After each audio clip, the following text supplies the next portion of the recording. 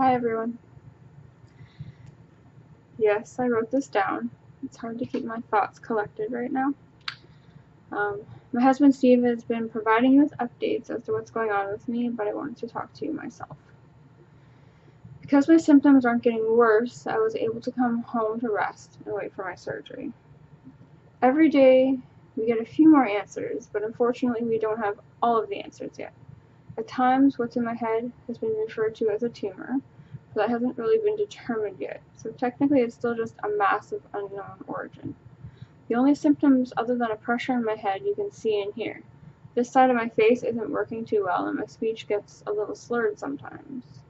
Other than that, I just feel a little tired. The mass is about this big, and it's somewhere around here, and it's shifted my brain about 7 millimeters to the other side. On Friday, they're going to open up my head and see what they can find. They're going to make an incision from here to here, which means I get a new haircut. After they make the incision, they're going to pull back my face, but they promise to put it back the way it was. Then they're going to remove a piece of my skull and take a sample of the mass. The pathologist will examine the sample, and what they find will determine how the rest of the operation goes. If it turns out to be cancer, I'll have radiation treatment. If it isn't cancer, they'll proceed with whatever treatment is necessary. But either way, the goal will be to remove as much of the mass as possible during surgery.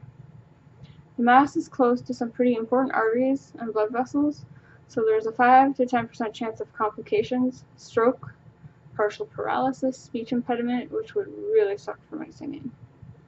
But there is a 90 to 95% chance that nothing will go wrong, and everything will return to normal.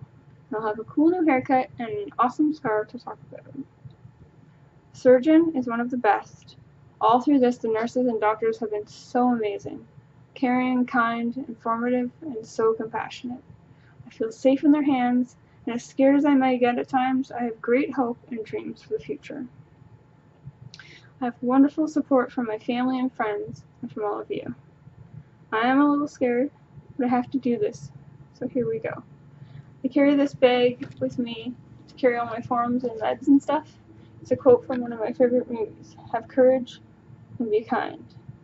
From me to you, thank you. Have courage and be kind.